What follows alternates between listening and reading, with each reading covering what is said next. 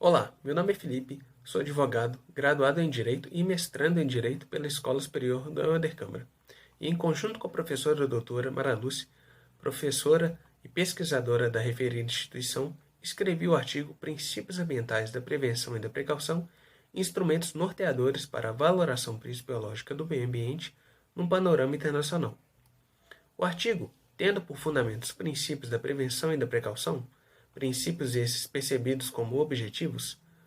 buscou delimitar os demais princípios ambientais, assim como superar os dissensos em matéria ambiental a nível internacional.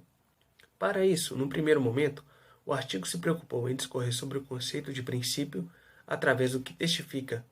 Robert Alexy em sua obra Teoria dos Direitos Fundamentais, visando assim entender e explicitar a taxonomia e o significado do termo, bem como colocar em discussão a necessidade de objetivação do conceito, sob pena de dar espaço à discricionariedade e arbitrariedade, questões tão prejudiciais ao discurso democrático. Por conseguinte, no tópico Tragédias comuns e princípios ambientais,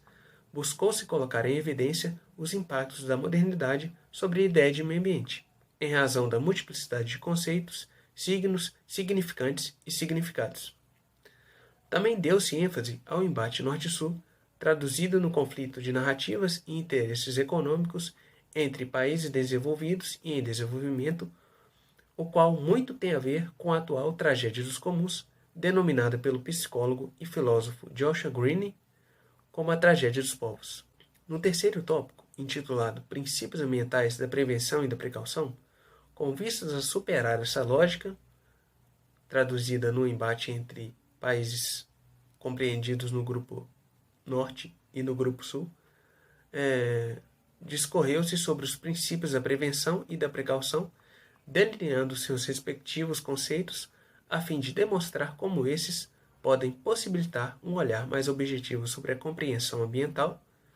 e principalmente sobre o agir humano face ao meio ambiente. No quarto tópico, de nome Brasil, Mundo e Amazônia, os autores chamam atenção para a necessidade da delimitação de conceitos em matéria ambiental,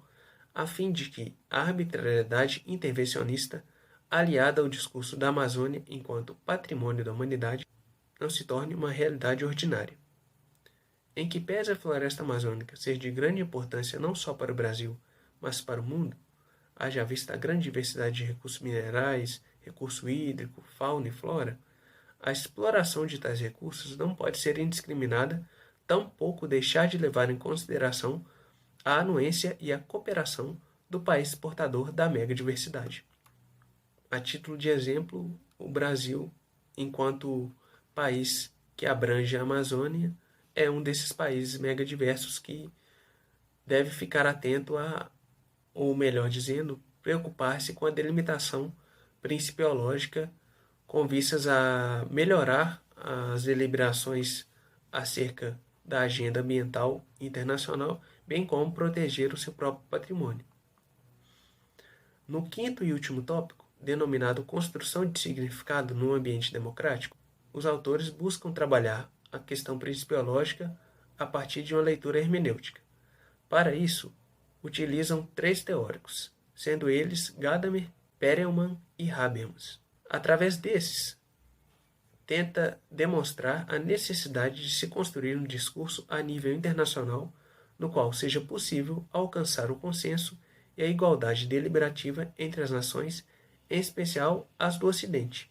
onde a democracia e os direitos humanos fazem parte da cultura secular. Concluiu-se que faz-se necessário a objetivação de conceitos principiológicos tais como desenvolvimento sustentável, meio ambiente ecologicamente equilibrado, sendo esse mencionado na Constituição Federal, mais especificamente no artigo 225, Constituição Federal Brasileira, o princípio do cuidado, o princípio da preservação, dentre outros princípios, a fim de superar o embate norte-sul, bem como encontrar um denominador comum que viabilize a conscientização ambiental e a ação cooperativa entre as nações.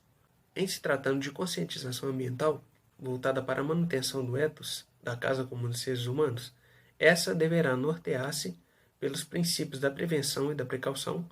à medida que esses se alinham a uma visão cosmopolita de mundo, em razão de pautarem-se pela ciência e pela ideia de intergeracionalidade.